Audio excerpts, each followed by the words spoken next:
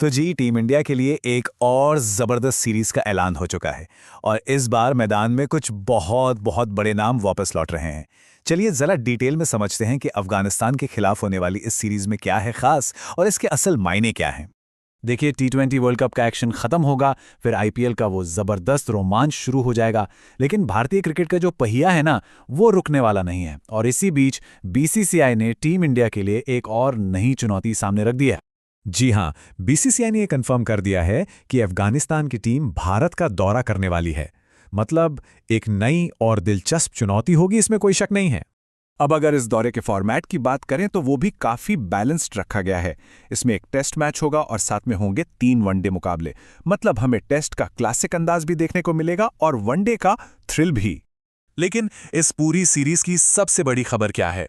इस ऐलान की सबसे बड़ी हेडलाइन है भारतीय क्रिकेट के 2 सबसे बड़े दिग्गजों की वापसी। पहला बड़ा नाम हिटमैन रोहित शर्मा। टी20 वर्ल्ड कप के बाद रोहित शर्मा का बल्ला एक बार फिर से वनडे क्रिकेट में गरजने के लिए तैयार है और उनकी मौजूदगी टीम को एक अलग ही लेवल की मजबूती देती है, ये तो हम सब जानते हैं। और रोहित के साथ लौट रहे हैं किंग विराट कोहली। जी हाँ, सही सुना आपने।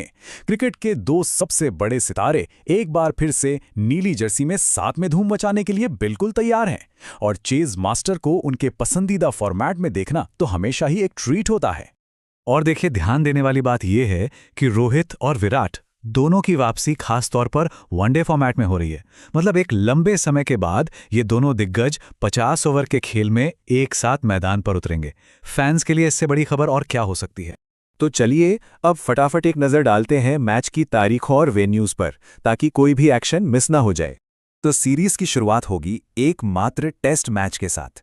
ये 6 जून से न्यू चंडीगढ़ में खेला जाएगा और मैच शुरू होगा सुबह के 9:30 बजे। और टेस्ट के बाद असली रोमांच शुरू होगा वनडे सीरीज का।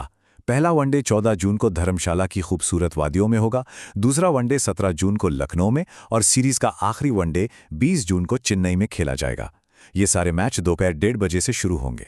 अच्छा, अब जब टीम में 2 पूर्व कप्तान वापस आ गए हैं तो एक बहुत बड़ा सवाल सबके मन में उठना लाजमी है।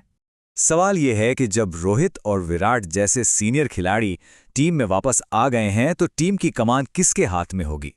क्या कोई बदलाव देखने को मिलेगा? तो इस पर बीसीसीआई ने सिचुएशन एकदम साफ कर दी है। शुभमन गिल ही टेस्ट और वनडे टीम के कप्तान बने रहेंगे। ये गिल पर दिखाए गए भरोसे का एक बहुत बड़ा संकेत है और अब ये देखना बड़ा दिलचस्प होगा कि वो इन दिग्गजों की मौजूदगी में टीम को कैसे लीड करते हैं।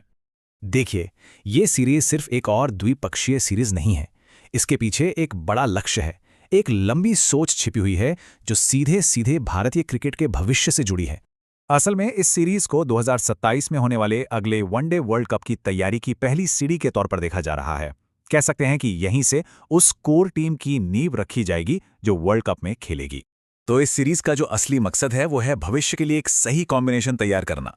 सीनियर खिलाड़ी जैसे रोहित और विराट युवा टीम के साथ कैसे तालमेल बिठाते हैं, क्या टीम का बैलेंस सही बैठता है, इन सभी सवालों के जवाब इसी सीरीज से मिलने शुरू हो जाएंगे। तो क्या हम इसे मिशन 2027 का ऑफिशियल आगाज मान सकते हैं? सोचिए, एक युवा कप्तान के अंडर 2 दिग्गज खिलाड़ी खेलेंगे और शायद यहीं से टीम इंडिया के अगले दौर की कहानी लिखी जानी शुरू होगी। ये सीरीज सिर्फ नतीजे नहीं देगी, बल्कि भविष्य की दिशा तय करने वाली है।